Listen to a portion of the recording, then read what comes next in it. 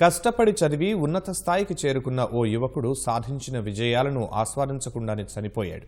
పుట్టి పెరిగిన గ్రామానికి సేవ చేయాలనే అతడి ఆశయం నెరవేరలేదు. ఆ ఉన్నతమైన ఆశయం వృధా పోకూడదనుకున్న అతడి తండ్రి వాటిని నెరవేర్చే బాధ్యతను స్వీకరించాడు. పలు సేవా కార్యక్రమాలు చేపట్టి కుమారుడికి అంకితమిస్తున్నాడు. ప్రకాశం జిల్లా జే పంగులూరు మండలం చందులూరు గ్రామానికి చెందిన వడ్లవల్లి వీరనారాయణ కుమారుడు అజిత్ కుమార్ కష్టపడి చదివి హైదరాబాద్లో ఓ సాఫ్ట్వేర్ సంస్థలో మంచి ఉద్యోగం సంపాదించాడు. పెంచి పెద్ద చేసి విద్యాబుద్ధులు నేర్పిన గ్రామానికి ఏదైనా చేయాలని భావించిన అతడు పేద విద్యార్థులకు ఉచితంగా పుస్తకాలు పంపిణీ చేసేవాడు. మరిన్ని సేవలు చేయాలన్న అతడి ఆశయాన్ని బ్రెయిన్ ట్యూమర్ వ్యాధి కబళించింది.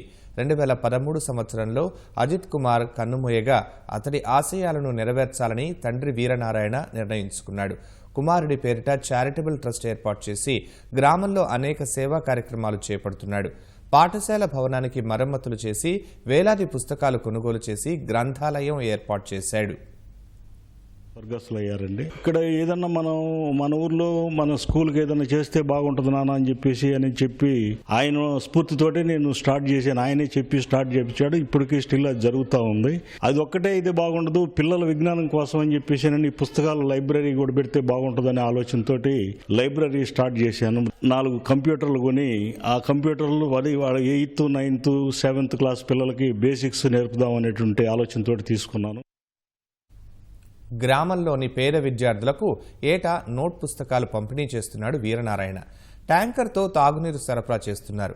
వీధి దీపాలు, దేవాలయాల్లో అభివృద్ధి పనులు వంటివి చేస్తూ తన కుమారుణ్ణి గుర్తు చేసుకుంటున్నాడు.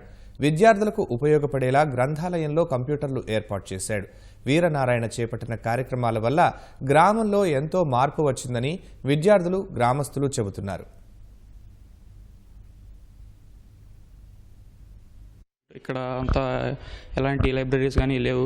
కానీ ఇప్పుడు సార్ ఇలా లైబ్రరీ అది పెట్టడం వల్ల ఊర్లో ఉండే స్టూడెంట్స్కి వాళ్ళకి ఏదైనా ఇలా బుక్స్ చూసి నాలెడ్జ్ నేర్చుకోవడానికి చాలా ఉపయోగపడుతుంది. నా మనసులో ఇంట్రెస్ట్ ఉంది. పైగా నాకు వయసు అయిపోయింది కదా, నేనే పని చేయలేక ఇది నాకు వ్యాపకం ఉంటుందని పుస్తకాలు పట్టడం అంటే నాకు కొంచెం ఇంట్రెస్ట్ ఉంది. ఆయన సహకారంతో నేను ఇక్కడ పని చేస్తున్నాను. అది పెట్టడం వల్ల 10 మందికి చదువుకోవడానికి ఉపయోగం ఉంది.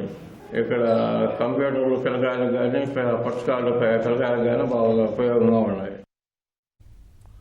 కుమారుడి కోసం తండ్రి చేస్తున్న కృషిని గ్రామస్తులు అభినందిస్తున్నారు.